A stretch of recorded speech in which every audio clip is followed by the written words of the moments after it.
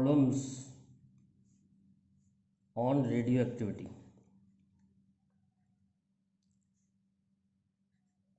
Problems on radioactivity. तो before solving problem कुछ फॉर्मूले याद कर लेते हैं। n is equal to n not 1/t की पावर t/t। n होता है रिमेनिंग न्यूक्लियाई, जो रह गए, और n नॉट होता है initial number of nuclei. Initial number of nuclei. T होता है टाइम, जिस टाइम पे पूछ रहा हो, और कैपिटल टी होती है हाफ लाइफ। एक और फार्मूला है ऐसा ही, n is equal to n not e की power minus lambda T. n और n नॉट तो वही हैं, लैम्डा है डिके कांस्टेंट। तो इन फार्मूलों को लगा के हम कोई भी प्रॉब्लम सॉल्व कर सकते हैं। ये दो फॉर्मूले हैं नंबर ऑफ न्यूक्लियाई रिमेन के। ऐसे ही फॉर्मूला एक्टिविटी का होता है। एक्टिविटी को ए से भी लिखते हैं और ए आर से भी लिखते हैं। तो A is equal to A not e की पावर माइनस लैम्डा टी, और R is equal to R not 1/2 की पावर t/t, या A is equal to A not, मैंने बताया ना, टी से भी ए से भी लिख सकते हैं और आर से भी लिख सकते हैं एक्टिविटी को, क्योंकि एक्टिविटी को रेडियो एक्टिविटी भी कहते हैं। R is equal to R not e की पावर माइनस लैम्डा टी। तो ये आपके कुछ फॉर्मूलेज हैं जिनके बेसिस पर आप जो है रेडियो एक्टिविटी की कोई भी प्रॉब्लम सॉल्व कर सकते हैं। तो आज हम नीट लेवल की प्रॉब्लम कर रहे हैं रेडियो एक्टिविटी पर। नीट लेवल की प्रॉब्लम कर रहे हैं, जो सवाल नीट में आए हैं देखते हैं।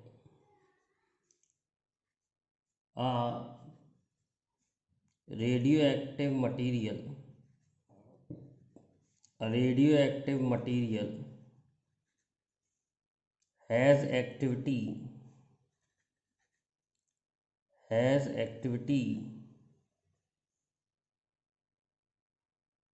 T1, has activity R1 at time T1 and R2 at time T2 if decay constant is lambda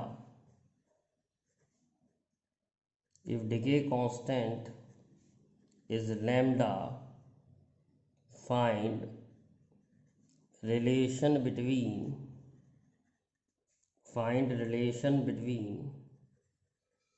R1 and R2।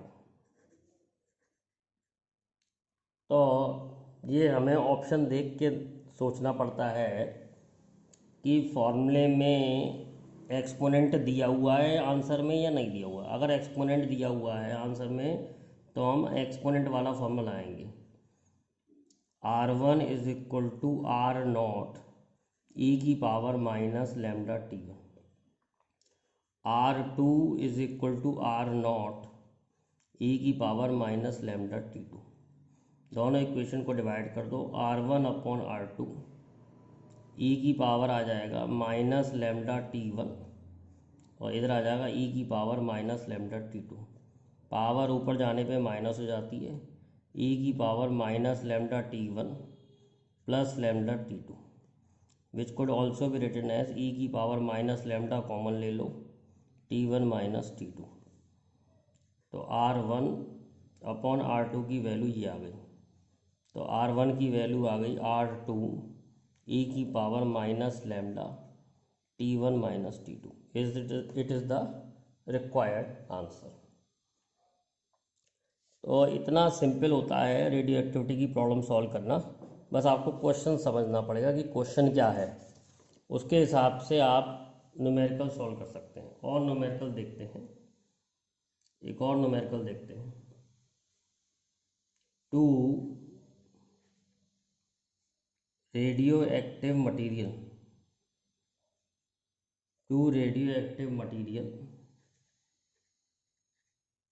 x1 and x2 have decay constant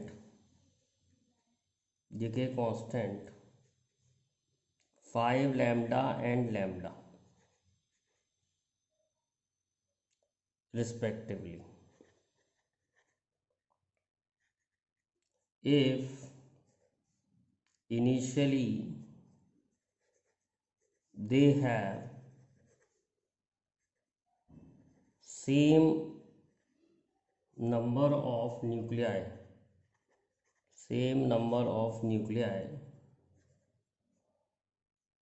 then ratio of x1 to x2 will be 1 by e after time. तो अब फिर e की बात आ रही है। जब e की बात आती है तो हम फार्मूला e में ही लिखते हैं। तो पहले वाला फार्मूला नंबर ऑफ न्यूक्लियाई का n1 is equal to n not e की पावर -5 लैम्डा टी। ये हो गई आपकी पहले वाले की इक्वेशन। दूसरे वाले की इक्वेशन हो गई n2 is equal to n not e की पावर माइनस लैम्डा टी। अब आपको n1 और n2 का रेशियो दे रखा है 1 बाई ई, तो ये आ जाएगा e की power -5 lambda T upon e की पावर माइनस लैम्डा टी, जिसको सॉल्व करके आ जाएगा e की power -5 lambda T plus lambda T. Solve करेंगे, ये दे रखा है 1 by e is equal to e की पावर -4 लैम्डा टी। इसको ऊपर ले जाएंगे, e की power -1 is equal to e की पावर -4 लैम्डा टी। कंपेयर कर लेंगे, 4 लैम्डा टी की वैल्यू आ रही है 1, टी की वैल्यू आ रही है 1/4 lambda, which is the required answer. ये पूछ रहा था कितने टाइम बाद इनका रेशियो 1/e हो जाएगा। क्योंकि e दिया हुआ था तो मैंने e में इक्वेशन लिखी है। इस तरीके से हम ये प्रॉब्लम सॉल्व कर सकते हैं। एक क्वेश्चन और देखते हैं। The half life of radium is about 1600 years. If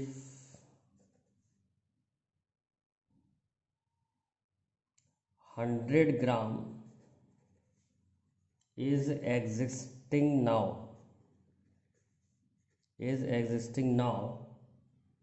25 gram will unchanged after. जो कह रहा है कोई रेडियो एक्टिव सब्सटेंस है, उसका जो अभी इनिशियल अमाउंट है वो 100 ग्राम है, 25 ग्राम अनचेंज कब रह जाएगा, कितने टाइम बाद। तो नंबर ऑफ एटम रिमेनिंग या नंबर ऑफ मास रिमेनिंग है 25 ग्राम, तो n होता है जितना रह जाता है, n is equal to n not. अब ये वाला फार्मूला ले लेते हैं, 1/2 की पावर t/t। कैलकुलेशन करने के लिए ज़्यादा इजी होता है। तो n है 25 ग्राम, n नॉट है 100 ग्राम, 1/2 की पावर t और ये हाफ लाइफ है 1600। इसको लिख लो 25/100 इज इक्वल टू 1/2 की पावर t/160 1600 है। अब 25 ये 4 से कैंसिल हो जाएगा, तो 1/4 इज इक्वल टू 1/2 टी की पावर t/1600। इसको हम लिख सकते हैं 1/2 की पावर 2 इज इक्वल टू 1/2 की पावर t/1600। कंपेयर कर लें, t/1600 आपका आ जाएगा 2 के बराबर, तो t आ जाएगा आपका 3200 ईयर्स।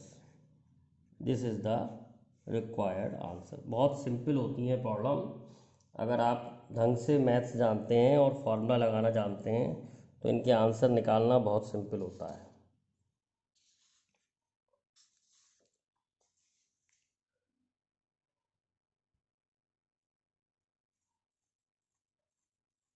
एक और क्वेश्चन देखते हैं।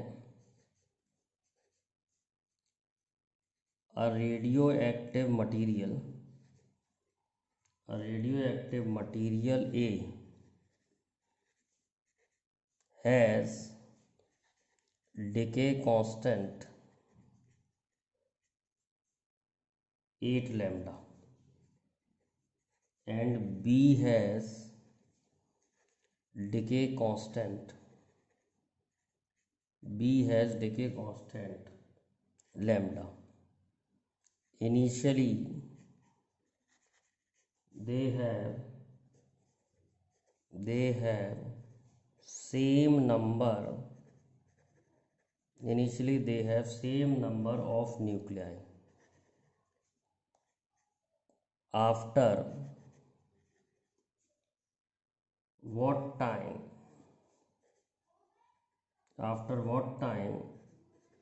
the ratio of nuclei of A to B is 1 by E. A to B is 1 by E. तो कुछ नहीं है, एन ए लिख लेंगे, एन नॉट ई की पावर माइनस लैम्डा टी। ऐसे ही लिख लेंगे N B is equal to N not e की power minus 8 lambda T. Formula लगा लिया। अब N A upon N B is equal to e की power minus lambda T plus 8 lambda T. तो ये आपको ए टू बी का जो रेशो दे रखा है वो 1 बाई ई दे रखा है।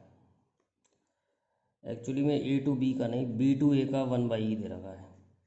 बी टू ए का रेशो 1 बाई ई दे रखा है। तो बी टू ए का रेशो 1 बाई ई है, तो 1 by e is equal to e की पावर 7 लैम्डा टी। तो कंपेयर करेंगे, ई की power 1 is equal to e की पावर 7 लैम्डा टी। तो 7 लैम्डा टी इक्वल आ रहा है 1, तो टी की वैल्यू आ रही है 1 बाई 7 लैम्डा। तो इस तरीके से आप इस टाइप की प्रॉब्लम सॉल्व कर सकते हैं। सॉल्व करना बहुत आसान होता है।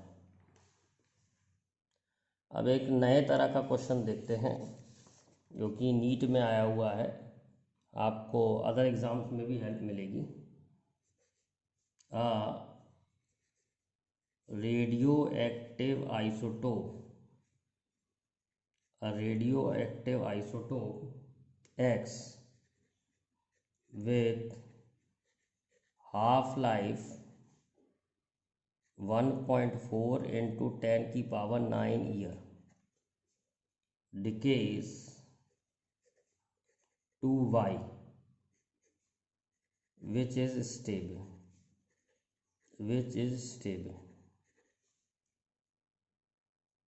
A sample of rock contains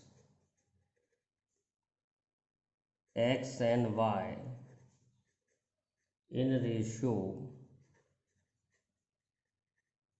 1:7.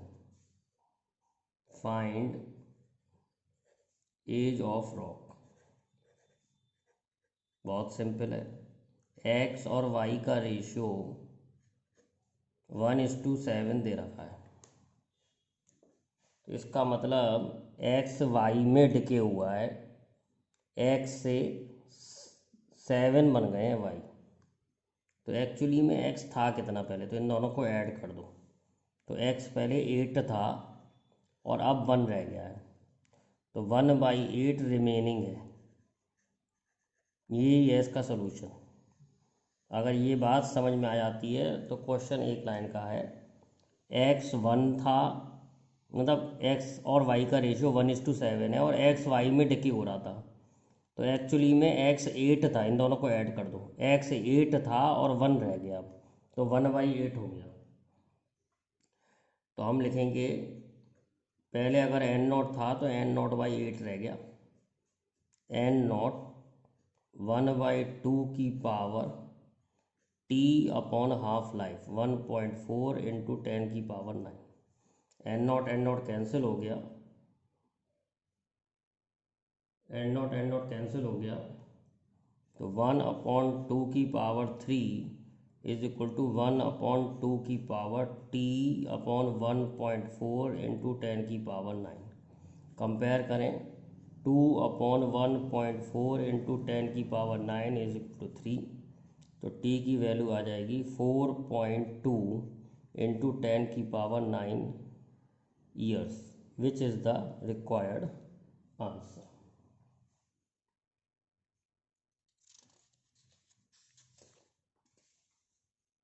और देख लेते हैं एक क्वेश्चन,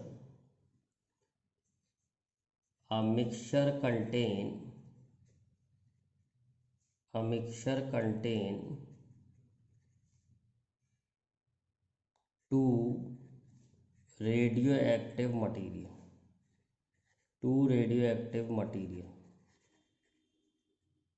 मिक्सचर में दो रेडियोएक्टिव मटेरियल है A1 and A2 with half life of 20 seconds and 10 seconds respectively. Initially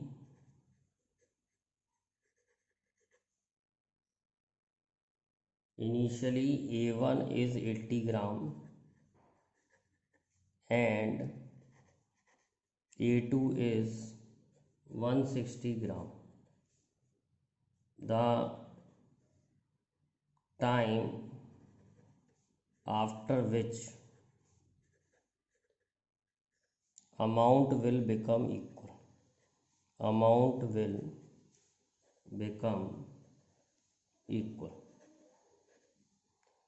तो बहुत सिंपल है, पहले वाला हो गया N1 इज इक्वल टू 80 1/2 की पावर T/20। बेटा 20 हाफ लाइफ है, T टाइम बाद दोनों इक्वल हो गए ऐसा मान लिया। तो N2 इज इक्वल टू 1/60 1/2 की पावर T/10। अब जो कह रहा है N1 N2 के बराबर कितनी देर में हो जाएगा, तो दोनों को इक्वेट कर दिया, 80 1/2 की power T/20 is equal to 1/60 1/2 की पावर T/10। सॉल्व करेंगे तो ये आ जाएगा, ये इधर चला जाएगा 1/2 और ये आ जाएगा 1/2 की पावर T/10 अपॉन 1/2 की पावर T/20। सॉल्व करेंगे तो ये आ जाएगा 1/2 की पावर T/10 माइनस 1/2 की पावर T/10 माइनस T/20।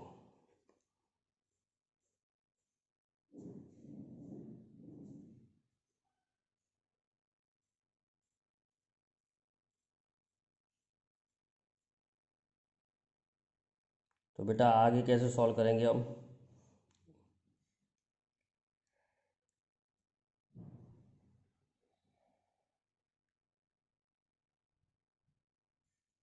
आएगा 1/2 की पावर एलसीएम ले लें 20 T/20 और ये आ रहा है 1/2 की power 1।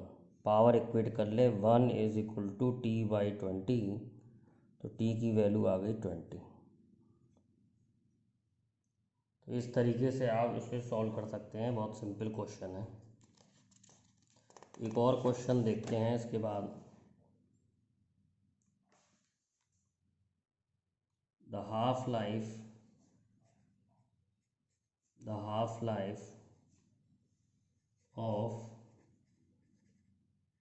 radioactive nucleus is 50 days. Time interval